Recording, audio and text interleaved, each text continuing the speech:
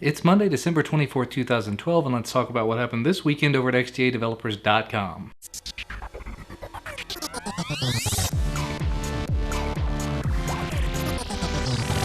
First and foremost, the world clearly did not end, so success. Alright, moving on to device and ROM update news. This week the LG P350 and the AT&T Samsung Galaxy Note 2 got unofficial ports of CM10.1. The Note 2 port was done by XDA senior member Mad Mac, and the P350 port was done by XDA senior member Pecan CM, which I don't know if that name has anything to do with CyanogenMod itself, so it's possible that he's a part of the project. I honestly will not say that I know one way or another. In terms of what's working versus what's not working, the big things for the P350 are audio and Bluetooth, and the Note 2 has no in-call audio, so that's not really great for a daily driver device, but it is definitely a step in a direction, the right direction, hopefully. In some other very good news, XDA senior member It's Snookums posted in the HTC One XL forum about an official update for the One XL to Jelly Bean 4.1.1. So if you have the One XL, you might want to check to see if there's an upgrade available. However, there are already some ROMs in the works based upon this one. There's one that is stock ODexed and one that's stock deodexed. I believe both of those are already pre-routed for you, so that may be another thing worth looking at. One way or the other, good on HTC for going ahead and putting this out there.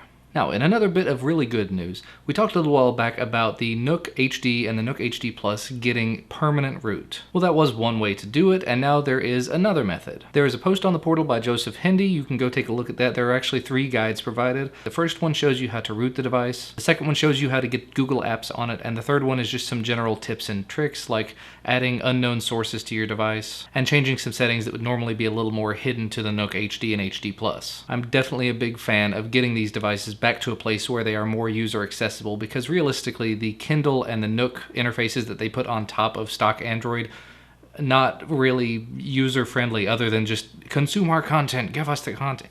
Yeah. Anyway, moving on. The next story I find kind of interesting simply because I like the idea of being able to unbrick a device. Well, apparently XDA member Bryja Shep had the same thing in mind. And yes, I know I probably butchered that name. But anyway, if you own the Samsung Galaxy Ace and you've managed to brick it somehow by maybe trying to flash something to it and having the power go out while you're flashing it, or accidentally unplugging it in the middle of a flash and you've somehow sort of bricked it, he's created an all-in-one package to help you unbrick the device. It can help you restore it back to the way that it was, it can help you install a new stock ROM, get everything back to the way it's supposed to be. So if you have the Samsung Galaxy Ace, definitely go check out his tool. Now the next story I found kind of amusing, and I'm sure there are millions of stories out there just like this one. Apparently, hidden deep down inside of the Android code, there is some code in there to keep goats from using the device. There's a Boolean function called isUser_a_goat, and essentially it checks to see if the user's a goat and if the user can teleport. Kind of an odd mixture there, and kind of an odd thing to see in code from Google, but I guess maybe it's not that out of place. Realistically, it is probably doing something else. From what I've read in some other sites, it looks like it might be doing some behind-the-scenes memory management. But it is one of those little amusing things that you see coming out of software developers. I mean, if you go through the kernel source for the Linux kernel, you'll probably find about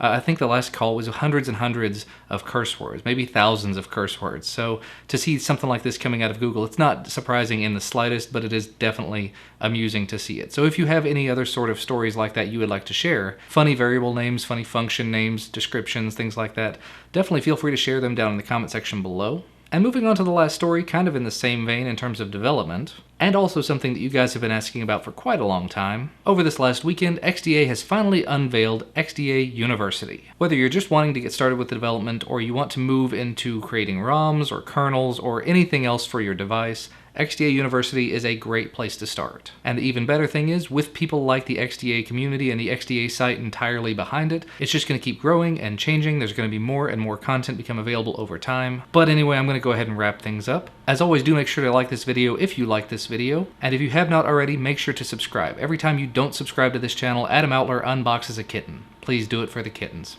Anyway, thank you so much for watching, and I will see you on Friday.